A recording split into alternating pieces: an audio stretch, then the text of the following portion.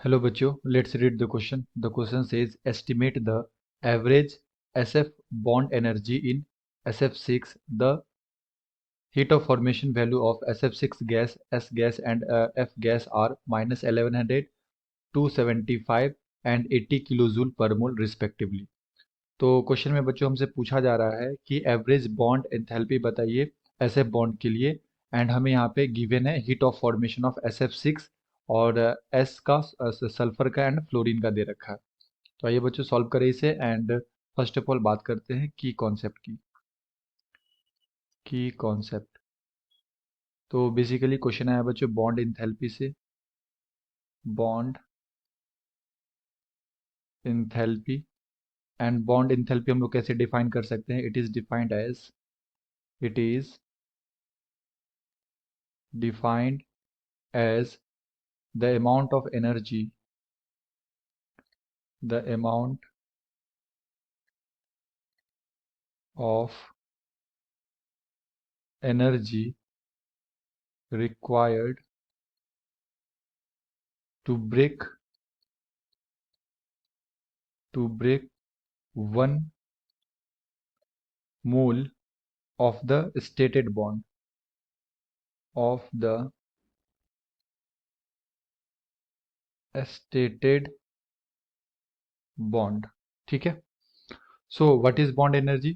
It is defined as the amount of energy required to break 1 mole of the stated bond. ठीक है, तो जो भी energy की रिक्वायरमेंट होती है 1 मोल स्टेटेड बॉन्ड को ब्रेक करने के लिए उसे हम लोग क्या बोलते हैं? बॉन्ड इंथैल्पी बोलते हैं। सो हमें यहाँ पे हीट ऑफ फॉर्मेशन दे रखा है, तो हम लोग क्या करते हैं? सबसे पहले SF6 का फॉर्मेशन देखते हैं। तो यहाँ पे किससे फॉर्मेशन होगा? एस सल्फर से गैसियस फॉर्म में, प्लस हमारे पास फ्लोरीन है गैसियस फॉर्म में, और इससे क्या बनेगा? SF6 gaseous.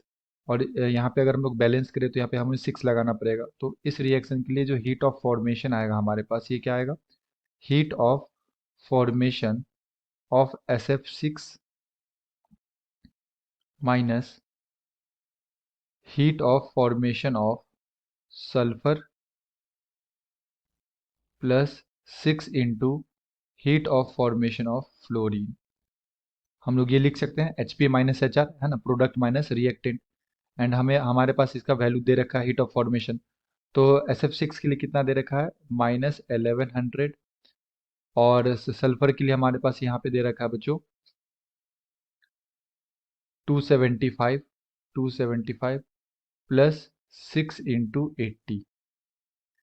तो यहाँ से हमारे पास आ जाएगा माइनस 1100 और माइनस ये आ जाएगा 755।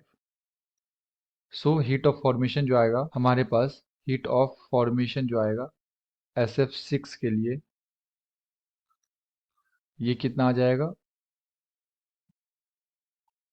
माइनस 1855 किलो जूल पर मोल। अब समटाइम्स क्या होता है कि जो हमारा हीट ऑफ फॉर्मेशन है ना, वो बॉन्ड एनर्जी के भी इक्वल हो सकता है, बट वहां पे हमें क्या करना है? नेगेटिव साइन लगाना होगा। ठीक है, यानी कि जो बॉन्ड एंथैल्पी होगा हमारा, या बॉन्ड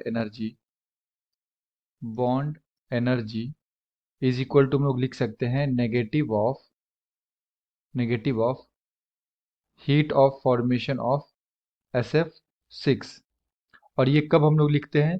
जब हम लोग यहाँ पे SF6 का फॉर्मेशन करेंगे गैसियस कॉन्स्टिट्यूएंट से। ठीक है, तो जो भी गैसियस हमारे पास एटम होंगे, अगर इससे हम लोग फॉर्मेशन करते हैं SF6 का, तो हम लोग क्या लिख सकते हैं? Bond energy equal to minus of enthalpy of SF6। यानी कि जो हमारे पास बॉन्ड एनर्जी आएगा SF6 के लिए, वो कितना आ जाएगा? माइनस 1855 किलो जूल पर मोल।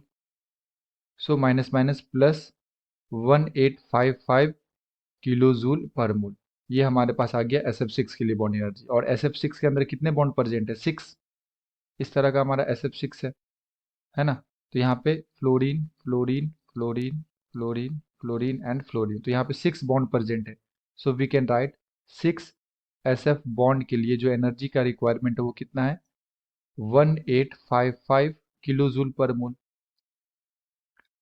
तो एक SF बॉन्ड के लिए कितना रिक्वायरमेंट होगा? 1855 divided by 6 kilo joule per मोल। तो यहाँ से हम लोग देख सकते हैं जो हमारा आंसर आ जाएगा, ये आ जाएगा 309.16 किलो जूल पर मोल। ठीक है, तो ये हमारा क्या हो जाएगा बच्चों, करेक्ट आंसर हो जाएगा। एस एफ बॉन्ड के लिए जो बॉन्ड एंथैल्पी आएगा वो कितना आ जाएगा, 309.16 kilo joule per mole. Okay, I hope you will understood it well. Best of luck. Thank you.